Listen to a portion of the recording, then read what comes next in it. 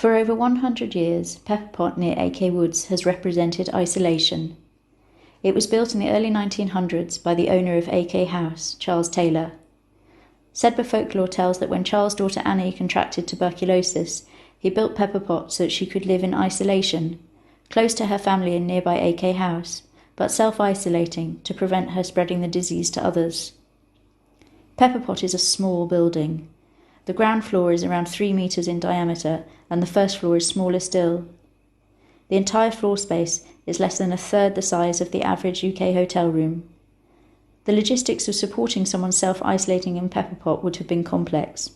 How to deliver much-needed food, medical supplies and water, removal of any waste created, and providing care while safeguarding the carers would all have needed consideration. Many of you will currently be living in similar restrictive settings, physically isolated from friends and family, in some cases even isolated from others within your own household. There are daily logistical challenges to work through, but these times will pass. Sedbergh is with you now and will be with you once this crisis is over. I will now read an excerpt from a poem by Sedberghian Tim Birdsall, Evans House 49-54, called Sedbergh Revisited.